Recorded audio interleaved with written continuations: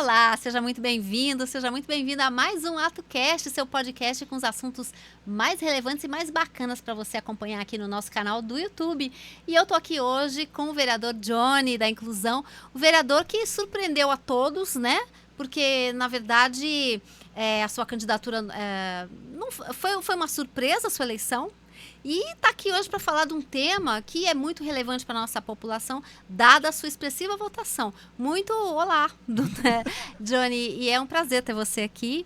E queria que você falasse um pouquinho, então, por que você é conhecido como Johnny da Inclusão? Se você pode nos contar um pouquinho sobre essa sua história, né? E como que surgiu esse apelido. Legal. Marici, primeiramente, muito obrigado pelo convite. Estou muito feliz de estar aqui. Já tivemos a oportunidade de estar antes, em outros momentos juntos.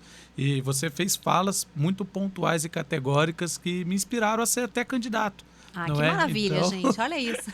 Fico super feliz. Você tem um jeito muito espontâneo, direto, e a gente sente que é de verdade. Então, isso contribui muito manter relações com pessoas assim. Então, muito obrigado pela oportunidade. A gente que agradece. Agora, Johnny, a sua candidatura, você foi para cima, você está pelo Avante, né? Sim. Que é um partido até um pouco desconhecido aqui na nossa região. Sim. Queria que você falasse um pouquinho sobre como foi essa sua trajetória, desde a campanha até a sua eleição.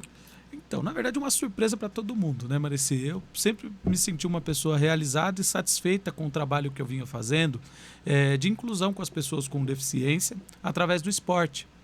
Mas aí, conversando com alguns amigos, conversando com alguns pais, eles falaram, poxa vida, Johnny, seria interessante se você fosse o nosso candidato. Então, foi tudo muito decidido em cima da hora, não é? Ali na hora dos prazos, até mesmo para poder fazer uma filiação, não é? Para ver se realmente a gente ia atingir o coeficiente do número de candidatos. E aí, sem muita expressão, tinha 700 seguidores no meu Instagram, que acaba sendo também um indicador, não é? No momento de conhecimento popular, tudo.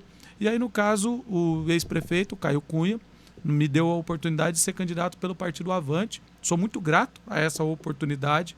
Acredito que se fosse por uma escolha própria, eu não teria escolhido esse partido, já visto que você pontuou, porque não é um partido de expressão na cidade, mas o trabalho que eu vinha desenvolvendo há 17 anos no município acabou acarretando, nesses 2.003 votos.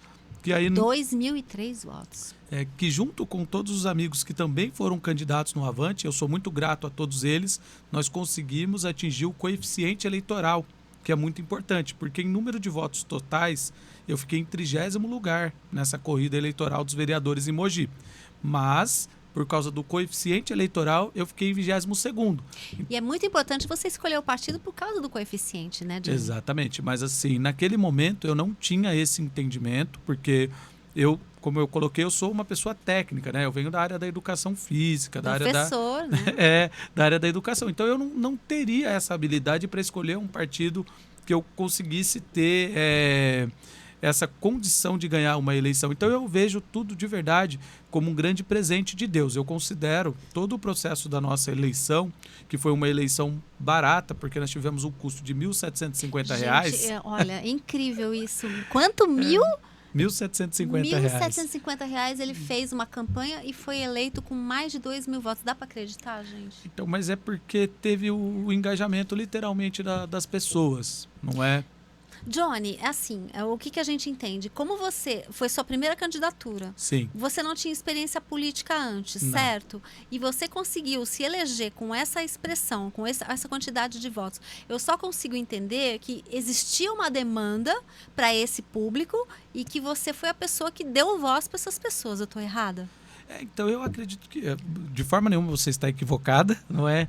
Mas eu acredito que a gente conseguiu trabalhar muito com aquela questão, eu gosto muito do mapa da empatia, que é uma ferramenta que o pessoal da comunicação usa muito. Então, assim, vir com o nome Johnny da Inclusão, não é? Eu poderia ter vindo com o nome Johnny do Paradesporto, mas o Paradesporto é uma área dentro da inclusão.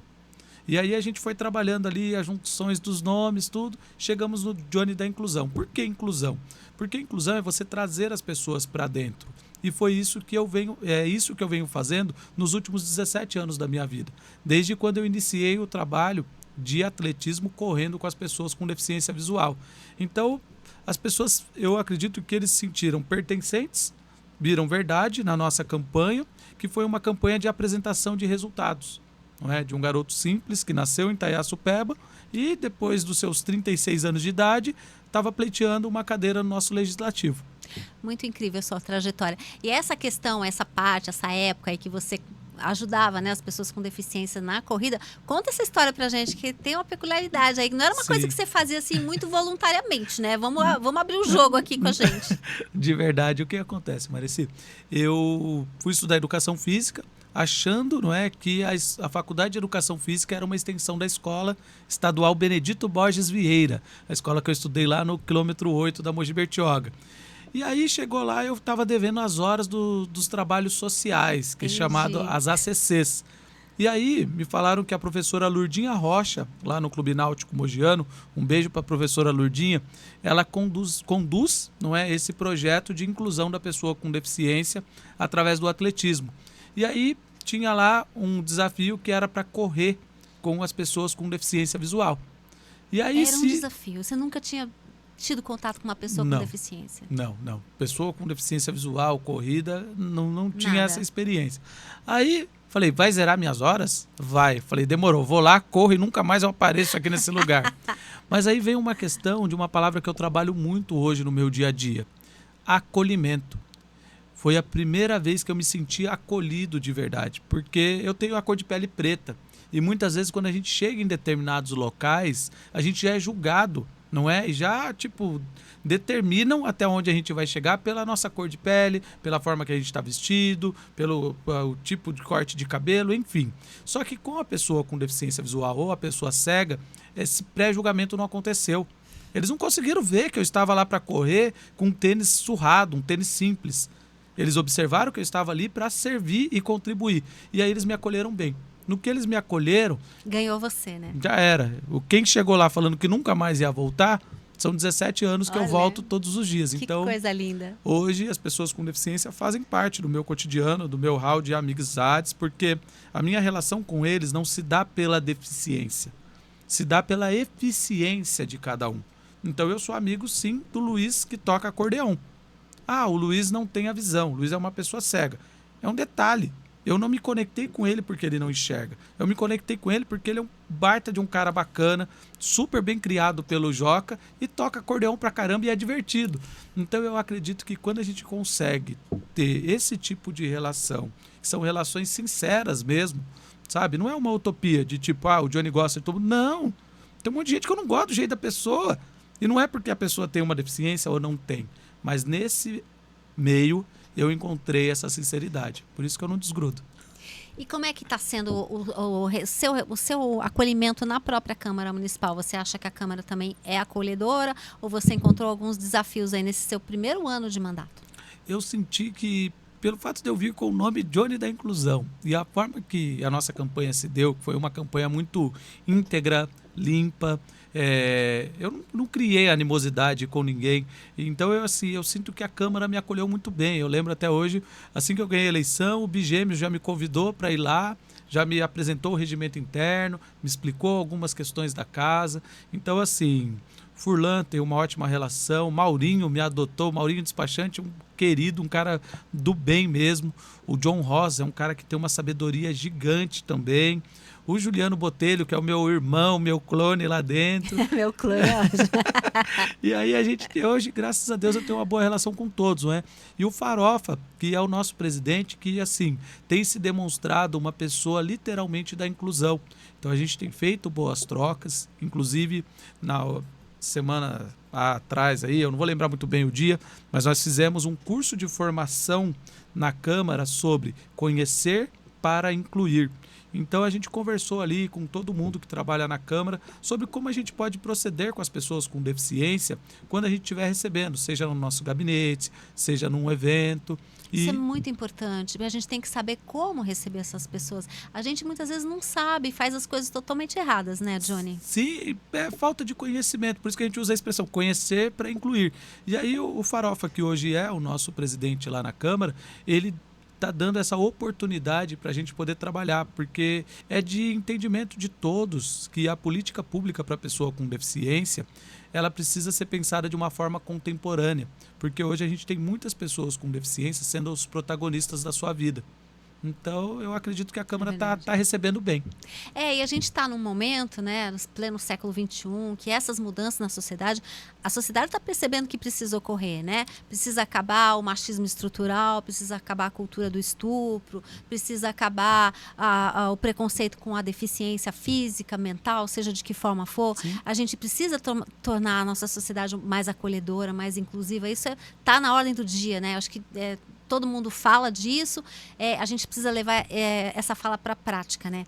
Eu queria saber que pautas você está pensando em levar para a Câmara e se você estendeu, né, essa questão para as pessoas que têm transtorno, como é que está essa questão lá na Câmara?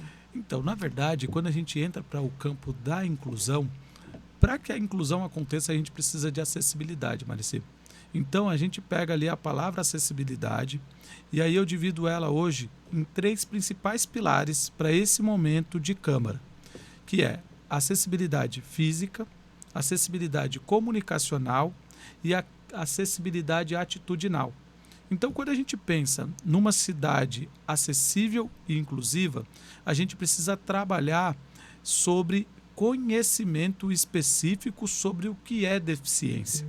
Entendemos o que é deficiência, a gente precisa entender o que é uma pessoa com deficiência, porque daí a gente consegue desassociar.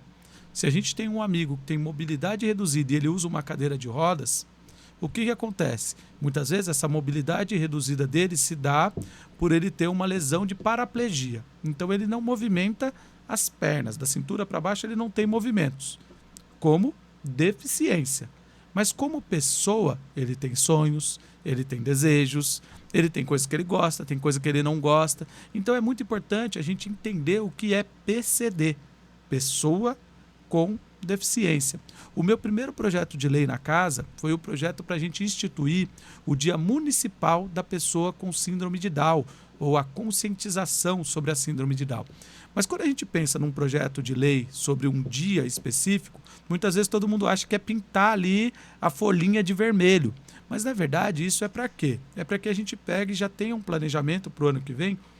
No dia 21 de março, o que a gente vai falar na educação sobre síndrome de Down? No âmbito da saúde, o que a gente vai trabalhar com orientação? No âmbito do esporte, o tanto de atleta que a gente tem que é diagnosticado com a síndrome de Down. Então, quando a gente traz um projeto de lei para trazer esse dia como um dia municipal, a gente está trazendo essa provocação para a cidade.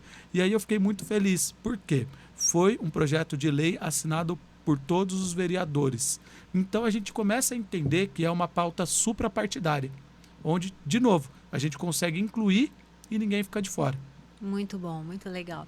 E, inclusive, outras pautas também ligadas ao tema. Agora, atualmente, você está muito focado nessa causa autista, né? Das pessoas com TEA, com transtorno do espectro. E as mães, que são sempre umas parceiras dessas pessoas, né? A gente que acompanha a Diva Batista, as pessoas que têm expressão aqui na cidade, que lutam para ter... Muitas vezes tem que judicializar, né? Para ter direitos resolvidos nessa questão. Não estão mais sozinhas, né, Johnny? Sim. A Diva também, uma querida, uma grande amiga, não é? Diva, pastora Marcela, a Fabíola também, da OAB aqui de Mogi das Cruzes. A gente tem aí, e tem outras inúmeras mães, a Dona Inês, a Letícia, se eu for falar o nome de... Tem avós, né? Muitas avós. Tem. E também, dentro do segmento da pessoa com deficiência, nós temos alguns pais. Alguns, né? Alguns. Né, Johnny? A gente Mas tem o doutor Assis, que é pai do Pedro também, que é um grande amigo e agora está se formando aí em Direito, já está nos últimos semestres. E aí a gente consegue ver o quão é importante essa questão do afeto, que também é um pilar do processo de inclusão. E o verdadeiro afeto, o verdadeiro amor está nessa relação fraternal da família. Então, muitas vezes, mães solos, não é? Que faz ali todo o trabalho para poder cuidar muito bem do seu filho. Então, quando se fala de autismo em Mogi das Cruzes, não podemos deixar de falar dessas pessoas. Diva, pastora Marcela, Dona Inês, a Fabíola. A gente tem a Deise também agora, uma advogada muito atuante Suzano. também. Isso, Maravilhosa. ela era de Suzano de Poá, não sei, e hoje em dia atuando aqui em Mogi também. Então, assim, eu admiro muito essas mães, e quando a gente pensa nos projetos para a pessoa autista, nós temos que pensar também nos familiares. Então, essa tem sido uma questão de entendimento de ecossistema. Não é simplesmente a gente pensar numa escola para o atendimento específico para a pessoa autista. A gente também tem que pensar na mãe, a gente tem que pensar nesse irmão, a gente tem que trabalhar o processo de finitude dessas famílias. Então a gente precisa ampliar a nossa percepção, que daí vai ficar melhor. Com certeza. Até porque as mães, elas são extremamente sobrecarregadas, né? Sim. E não tem tempo para si, e é um problema muito difícil de superar, né? Sim, sim. E a nossa cidade como um todo, ela tem avançado muito bem, Marici. Só que a gente precisa continuar no gerúndio. Precisamos continuar avançando. Evoluindo. Não é? Não dá para a gente pensar. Graças a Deus a gente tem uma APAE que desenvolve um trabalho aqui há mais de 50 anos, mas a gente precisa que a APAE seja ampliada. A SET também, o TRADEF, porque as instituições do terceiro setor, elas desenvolvem um trabalho muito humano e muito sensato e acolhedor quanto à pauta da pessoa com deficiência. Por isso que quando a gente olha para o Alto Tietê, muitas vezes as pessoas procuram a região de Mogi das Cruzes para poder trazer seus filhos, porque quando a gente olha para os prédios próprios, as políticas públicas, não é? Como o Centro do Paradesporto, a Escola Clínica do Autismo, do Autista, o CAPES Infantil, o SECO, são prédios públicos, são políticas públicas do município que tem com muita qualidade. Então, muitas vezes a gente esbarra com amigos do Alto Tietê que vêm procurar esse acolhimento aqui na cidade. Há algum projeto de lei, de sua autoria, que você considera o que pode virar um marco na cidade? Tem alguns, mas assim, eu estou trabalhando para constituir, Marici, de uma forma que a gente consiga executar, sabe? Então, essa semana mesmo eu tive a oportunidade de conversar com o pessoal da mobilidade. Então, tem algumas questões que a gente quer trabalhar na mobilidade, mas eu procuro ser muito sensato, sabe? Eu quero trazer pautas que sejam factíveis. Então, muitas vezes eu vou pegar e vou escrever algo sobre a questão da mobilidade, mas eu não sou engenheiro de tráfego. Então, é importante a gente trabalhar junto com os atores técnicos. Ouvir, né? Porque a gente vai ter ali, eu vou fazer o papel do vereador trazendo uma demanda, sim, da cidade, da sociedade, mas a pessoa técnica que está dentro do executivo, ela também tem um saber que tem que ser respeitado. Então, no caso, eu acredito que se a gente conseguir trabalhar com homeostase, com equilíbrio, a gente consegue avançar. Não adianta nada, às vezes eu pego e falo, olha só, a gente vai fazer esse super projeto aqui, apresenta o projeto de lei. Quando a gente observa, o nosso país tem muitas leis bacanas. Está no papel, né? Está no papel. Então, assim, eu não crio essa expectativa para as pessoas. Eu estou trabalhando, sim. A gente tem aí 5 projetos muito bacanas. Mas eu quero vir aqui em algum outro momento, se assim a oportunidade for dada. Com certeza. Para trazer, assim, o projeto aprovado. Como a gente teve aí a questão do Dia Municipal da Conscientização sobre a Síndrome de Down. Que já foi para a comissão, não é, de redação e justiça da casa.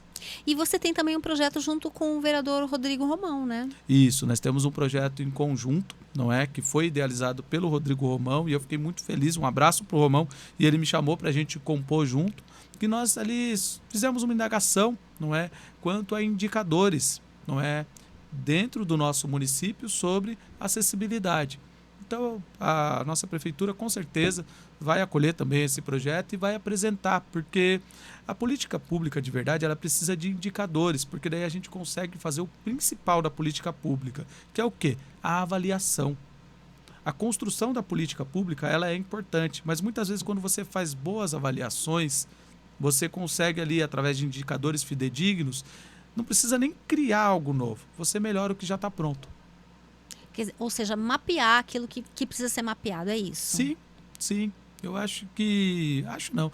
Eu vejo muitas vezes uma questão assim muito simples. Se a gente já tem um projeto que está dando certo, quais são os pontos de melhora que ele precisa? Então você traz técnicos, eles fazem as devidas avaliações e a gente vê o que a gente consegue avançar. É muito importante o quê? Ter orçamento para tal. Sem orçamento a gente não consegue fazer nada. Com certeza. Mas aí vai buscar, né? Sim, a gente faz acontecer. A região de Mogi das Cruzes, né, a gente pode aí hoje em dia contar com o deputado Márcio Alvino, que é um deputado que, nossa, o que ele faz pelas APAES... Nessa causa, realmente, ele é muito atuante. É incrível, é incrível. E assim, ele faz de uma forma simples, sincera e de coração. Eu não vejo ele ficar fazendo postagem, falando, olha, eu estou aqui ajudando a APAE. Não é nada disso. Acontece de uma forma natural. Então, um abraço também para o Márcio Alvino, que desenvolve esse trabalho de uma forma muito humana. Você considera que Mogi... Claro, Mogi é uma cidade quatrocentona, né? A gente sabe das dificuldades. Às vezes não tem acesso nem para quem não tem nenhum tipo de deficiência.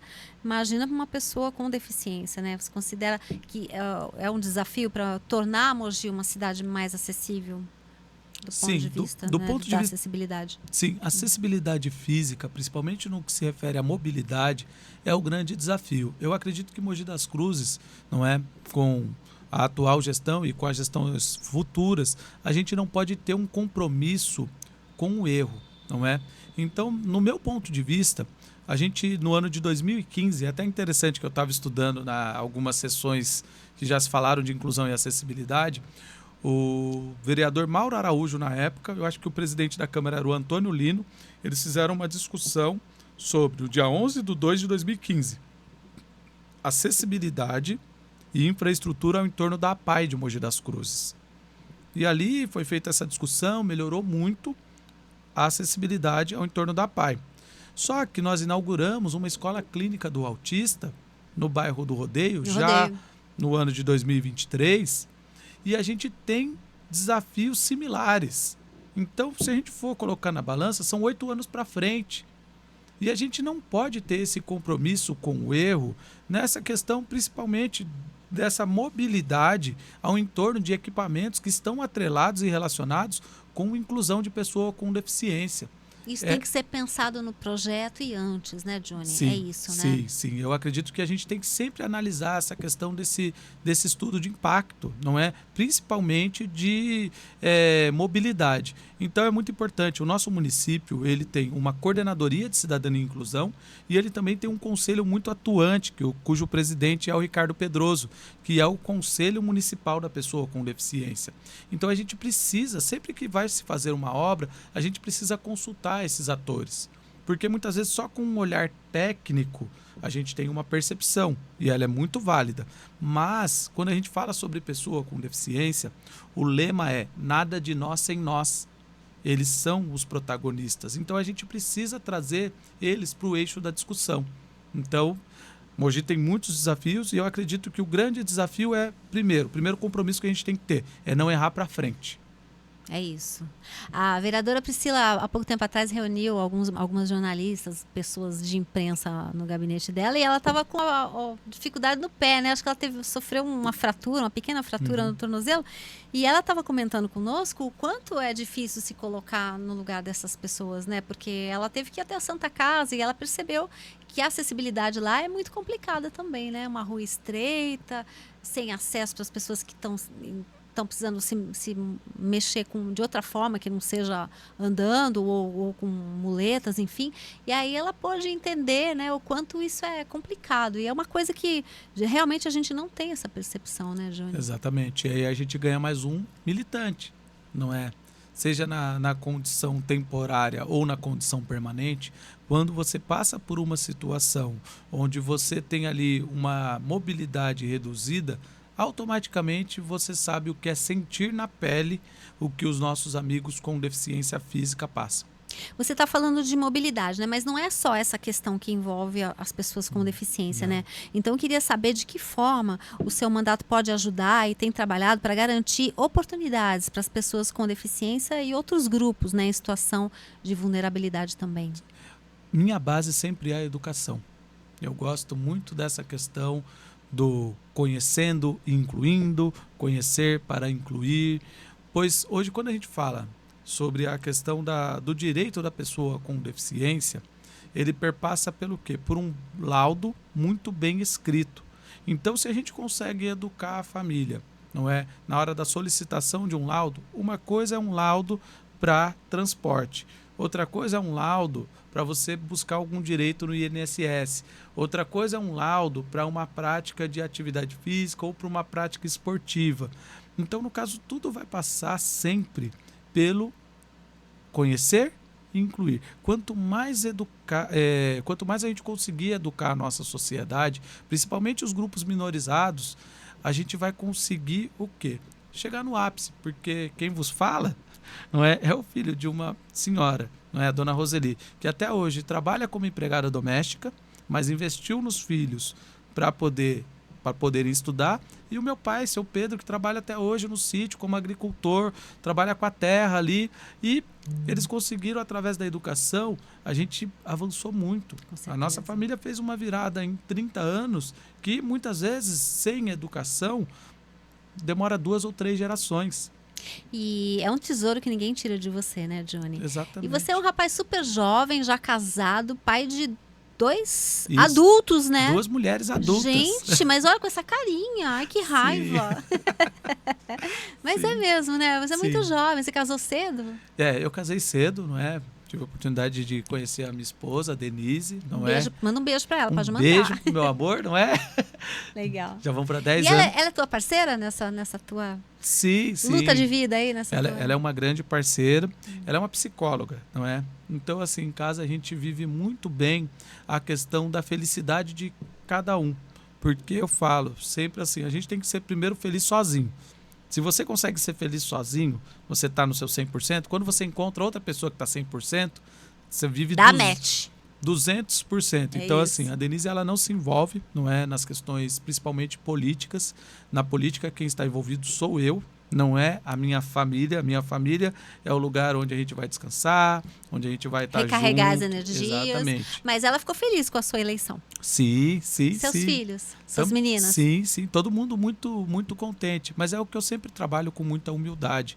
Nós estamos nesse momento. Então, por isso que a Bia continua a faculdade dela na área de ciências contábeis, a Estela terminando agora a faculdade dela de Direito e estão engatando ali para poder seguir a vida delas, não é? E a Denise é a mesma coisa, é uma mulher empoderada, é uma mulher hoje que tem todo o trabalho dela como empresária e também como uma psicóloga e também está tocando a vida dela feliz. E eu estou feliz também com a política e também com meus outros projetos, porque eu amo empreender, né? Então... Outra coisa que você sempre fez desde menino, né? Meu Como é que você vendia minhoca, isso? o meu primeiro Gente, olha empreendimento isso. foi esse.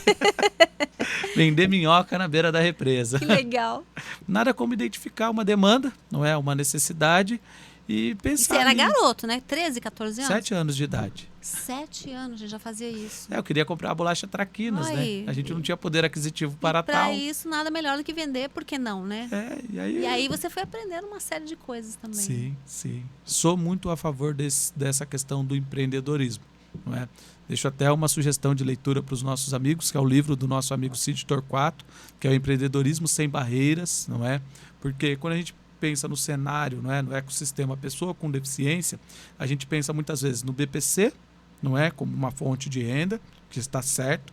A gente tem também a lei de cotas para pessoa com deficiência, que outra legislação também muito bacana, mas é muito importante também a gente estimular as pessoas com deficiência e seus familiares ao empreendedorismo, porque o empreendedorismo também é um caminho para você ter ali o seu protagonismo e conseguir atingir os seus objetivos financeiros também.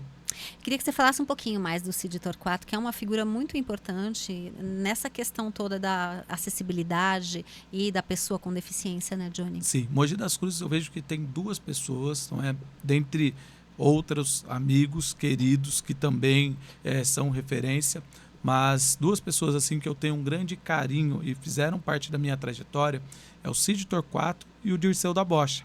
O Dirceu da Bocha, saudoso. Ele foi campeão paralímpico 2 vezes, não é? E após a conquista dele, ele fez uma parceria com o conselheiro do Tribunal de Contas do Estado, Marco Aurélio Bertaioli, e eles conseguiram construir o Centro do Paradesporto de Mogi das Cruzes, que hoje é uma política pública que acolhe mais de 500 pessoas com deficiência. Que coisa incrível. E quem faz parte dessa dobradinha também é o Cid Torquato, que na época ele estava como secretário adjunto do Estado. E o Cid é uma grande referência para mim, além de um grande mentor, Porque o Cid Torquato, ele é uma pessoa que ele consegue pensar à frente do seu tempo, não é? E com muita praticidade. Ele fala, Johnny, a gente tem que ser simples.